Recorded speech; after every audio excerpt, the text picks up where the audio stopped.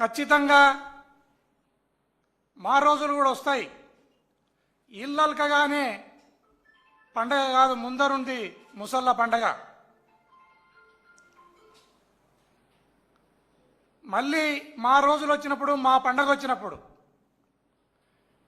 నీ తోలు తీసి తప్పెడకేసి ఆ తప్పెడను కూడా ఒక మంట పెట్టి దాన్ని బాగా కాంచి దడిగంచగన కానీ మేము ఆ తప్పెడను వాంచే రోజులు కూడా దగ్గరలోనే ఉన్నాయి. దాన్ని మీరు గుర్తుపెట్టుకోవాలని ఈ సందర్భంగా తెలియజేస్తున్నాను. గౌరవ మాజీ ముఖ్యమంత్రి వర్యులు జగన్మోహన్ రెడ్డి గారు ఆకాశంలో హెలికాప్టర్లో వస్తా అంటే హెలికాప్టర్ను ఎగరనివ్వరు, దిగనివ్వరు. రోడ్డెంట వస్తా అంటే ఆంక్షలు. ఇంట్లో ఉంటే ప్యాలెస్లో ఉన్నాడంటారు, బయటకు వస్తే బందోబస్తు ఇవ్వలేని స్థితి ఈ ప్రభుత్వాన్ని. మనం బాగా గమనిస్తే గౌరవ జగన్మోహన్ రెడ్డి గారు గుంటూరు మిర్చియాడి పోయినప్పుడు ఏ రకమైన ఘటన చోటు చేసుకుందో మనం గుర్తు తెచ్చుకోవాలి. అదేవిధంగా ఇంకా చాలా ఆయన విజిట్లలో ఏ విజిట్కి కూడా సక్రమమైన బందోబస్తును ఈ ప్రభుత్వం అరేంజ్ చేయలేకపోయింది. గుంటూరు మిర్చియాడ్ తర్వాత రాప్తాడు నియోజకవర్గంలో పాపిరెడ్డిపల్లి అనే గ్రామానికి వస్తే అక్కడ ఆయన వచ్చినప్పుడు హెలికాప్టర్కు సరైన బందోబస్తు ఇవ్వక హెలికాప్టర్ రెక్కలు ఇరిగిపోతే దానిపైన కూడా మా కార్యకర్తలపైన, మా లీడర్లపైన కేసులు కట్టడం జరిగింది. అదేవిధంగా హెలికాప్టర్ పైలట్ పైన, కో పైలట్ల పైన కూడా కేసులు కట్టి వారిని విచారణకు పిలిచి మాకు హెలికాప్టర్ను కూడా ఇవ్వకుండా భయభ్రాంతులకు గురి చేయడం జరిగింది. ఇది ప్రభుత్వ కుట్రలో భాగమే అని నేను భావిస్తున్నాను.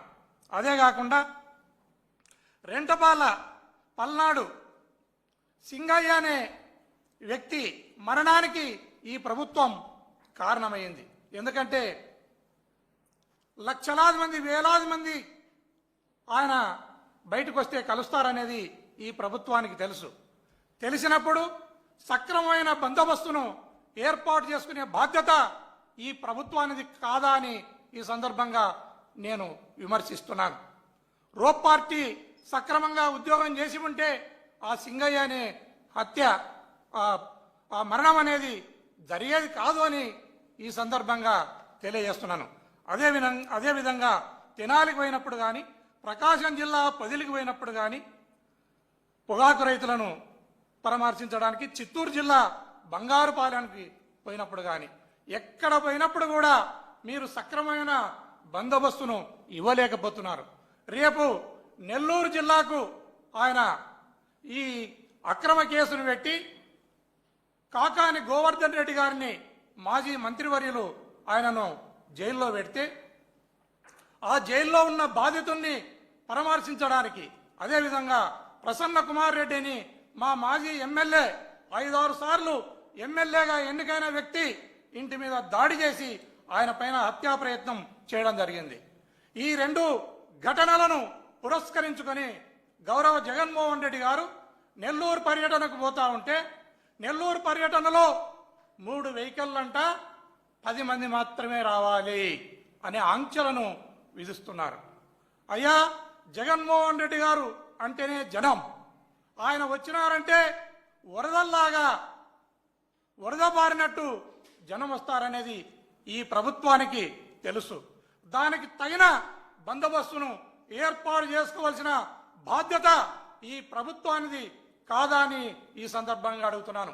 ఇంకా కొంతమంది పోలీస్ ఆఫీసర్లు అనేక రకాల రిస్ట్రిక్షన్స్ను ఆయన సభలకు, ఆయన బయటకు పోయినప్పుడు ఆయనను చూడడానికి రాకుండా నిలువరించాలి అని కొంతమంది పోలీస్ ఆఫీసర్లను ఈ ప్రభుత్వం ఉసిగొల్పుతా ఉంది, పురిగొల్పుతా ఉంది.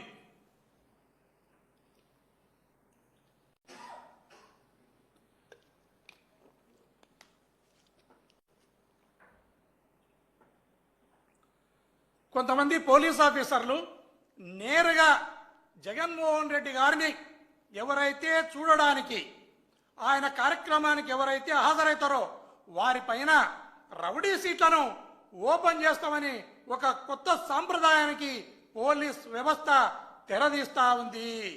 ఇది ఎంతవరకు న్యాయమని ప్రజాస్వామ్యవాదులంతా కూడా ఆలోచించాలి. ఒక రౌడీ సీటు ఓపెన్ చేయాలన్నప్పుడు ఆ పోలీస్ ఆఫీసర్లకు నా విన్నపం, ఏపీపీఎంను ఒకసారి ఆంధ్రప్రదేశ్ పోలీస్ మాన్యువల్ స్టాండింగ్ ఆర్డర్ని చూడండి. ఎవరిపైన రౌడీ సీట్లను ఓపెన్ చేస్తారో స్పష్టంగా దాంట్లో రాయబడి ఉంది. దొంగతనాలు చేసిన వాళ్ళ మీదనో, దోపిడీ చేసిన వాళ్ళ మీదనో, మర్డర్లు చేసిన వారిపైననో, మానభంగాలు చేసిన వారిపైననో, ఫ్యాక్షనిస్టుల పైననో, అసాంఘిక శక్తుల పైననో రౌడీ సీట్లను ఓపెన్ చేస్తారు. ఇది మనందరికీ తెలిసిన విషయమే. కానీ ఒక కొత్త సాంప్రదాయానికి ఈ ప్రభుత్వం ఆధ్వర్యంలో పోలీస్ వ్యవస్థ తెరదీస్తా ఉంది. అదేమంటే జగన్మోహన్ రెడ్డి గారిని చూడడానికి వచ్చిన వారిపైన కానీ లేదా దానికి ఫెసిలిటేట్ చేసే వారిపైన కానీ మేము రౌడీ సీట్లను ఓపెన్ చేస్తామని భయభ్రాంతులను చేస్తున్నారు. నోటీసులను ఇస్తున్నారు. ఆయనను చూడడానికి పోయేవారిని కట్టడి చేసే క్రమంలో బ్యారికేడ్లను కడుతున్నారు, తుపాకులతో బెదిరిస్తున్నారు, కేసులు కడతామంటున్నారు. ఇంతకంటే దరిద్రమైన పరిపాలన, ఇంతకంటే రాక్షసమైన పరిపాలన ఇంకా మన దగ్గరనైనా ఇంకా ఏ రాష్ట్రంలోనైనా ఉందా అనేది ఆలోచించుకోవాలి. దయచేసి ఇలాంటి చౌకబారు కార్యక్రమాలకు తిలోదకాలనిచ్చి ఈ ప్రభుత్వం ఇప్పటికైనా సభలు, సమావేశాలు లేదా ప్రశ్నించడం లేదా అడగటం ఇలాంటి కార్యక్రమాల మీద మీరు ఉక్కుపాదం మోపకండి.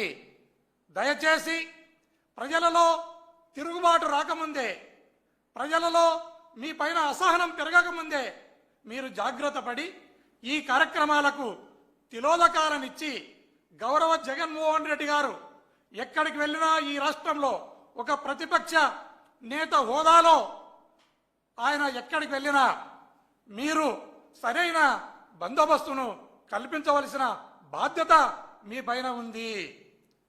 ముఖ్యంగా జగన్మోహన్ రెడ్డి గారంటేనే జనం. ఆయనకి ఏ రకమైన జనం వస్తారనేది ప్రభుత్వానికి తెలుసు. ఒకవేళ తెలియకపోతే వాళ్ళ ఇంటెలిజెన్స్ ఉంటుంది, వాళ్ళ స్పెషల్ బ్రాంచ్ పోలీసులు ఉంటారు. వారు ఎప్పటికెప్పుడు బందోబస్తును రివైవ్ చేసుకోవాల్సిన బాధ్యత, రివ్యూ చేయాల్సిన బాధ్యత వారిపైన ఉంటుంది. వాళ్ళు ఎప్పటికప్పుడు జనం ఏ రకంగా వస్తారు, ఏ రకంగా వరదల్లాగా జనం వస్తారు, ఆ జనానికి తగినట్ల ఏ రకంగా బందోబస్తును ఇవ్వాలి అన్న జ్ఞానము, ముందస్తు జాగ్రత్త ఈ ప్రభుత్వం తీసుకోవాల్సిన బాధ్యత ఉంది. కాబట్టి దయచేసి ప్రభుత్వానికి, ప్రభుత్వం తరపున పనిచేస్తున్న పోలీస్ వ్యవస్థకు నా విన్నపం, జగన్మోహన్ రెడ్డి గారు ఎక్కడికి వెళ్ళినా ఆయన ఒక మాజీ ముఖ్యమంత్రి, ఇప్పుడు ప్రతిపక్ష నేత, అదే కాకుండా జనంలో విపరీతమైన క్రేజ్ ఉన్న వ్యక్తి. ఆయన అంటేనే జనం విపరీతంగా వస్తారు. దానికి తగిన బందోబస్తును ఏర్పాటు చేసుకుని ఆయనను సభలు, సమావేశాలు పెట్టుకునే హక్కును లేదా జనంలో తిరిగే హక్కును మీరు కాలరాయకండి, తగిన బందోబస్తును కల్పించండి అని ఈ సందర్భంగా తెలియజేస్తూ ముగిస్తున్నాను.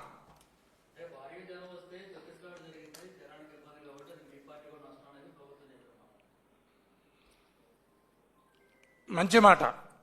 ఇప్పుడు మనము భారీగా వర్షాలు వచ్చి విపరీతంగా వరదలు వచ్చి డ్యాములు తెగిపోయే రకంగా, కట్టలు కొట్టుకుని పోయే విధంగా వర్షం వస్తుంది అని అంచనా ఉన్నప్పుడు మనం తీసుకోవాల్సిన ప్రభుత్వం ప్రజల ప్రాణాలకు నష్టం జరగకుండా ప్రభుత్వం తీసుకోవాల్సిన చర్యలు ఏ ఉంటాయో అలాంటి చర్యలనే జగన్మోహన్ రెడ్డి గారి విషయంలో కూడా జాగ్రత్త తీసుకోవాలి. ఆయన అంటేనే జనం వస్తారనేది ఈ ప్రభుత్వానికి తెలుసు. ఆ తెలిసినప్పుడు ఖచ్చితంగా మీరు తగిన బందోబస్తును ఏర్పాటు చేసుకోవాల్సిన బాధ్యత ఈ ప్రభుత్వానిదా కాదా అని ఈ సందర్భంగా తెలియజేస్తున్నాను.